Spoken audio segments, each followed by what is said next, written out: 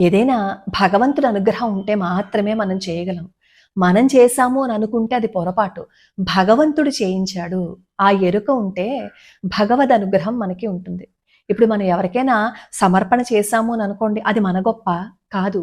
భగవంతుడు మనకి చేసే అవకాశాన్ని ఇచ్చాడు. అందువల్లే మనం చేయగలిగాం అంతే.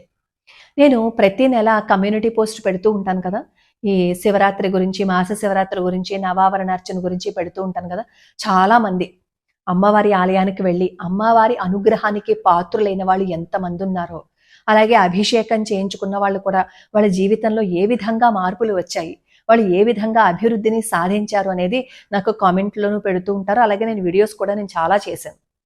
అయితే మాస శివరాత్రికి ఎలా ద్రవ్యాన్ని పంపించాలి అని అడుగుతున్నారు. నేను కమ్యూనిటీ పోస్ట్‌లోను, అలాగే ఈ స్క్రీన్ మీద 2 ఫోన్ నంబర్లు ఇస్తా.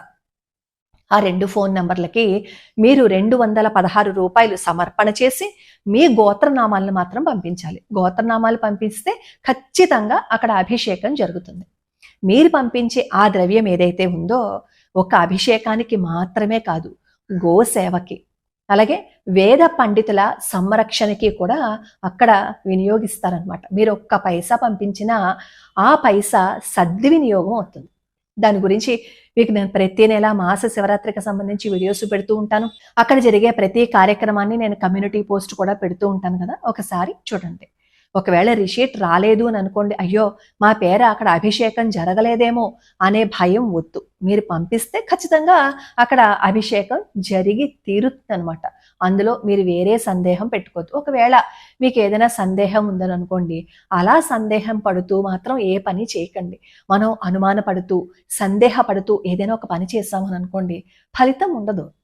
కాబట్టి మీకు పూర్తిగా అక్కడికి పంపించాలి అని మనసు కనిపిస్తే పంపించండి. అక్కడ ఉన్నది స్ఫటికలింగం.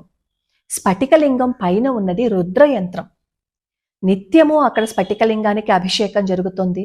రుద్రయంత్రం కింద ఉన్న స్ఫటికలింగానికి ఒకసారి అభిషేకం చేస్తే 1000 సార్లు అభిషేకం చేసిన ఫలితం వస్తుంది. అసలు స్ఫటికలింగానికి అభిషేకం చేసుకోవటమే ఎన్నో జన్మల అదృష్టం అని చెప్తారు.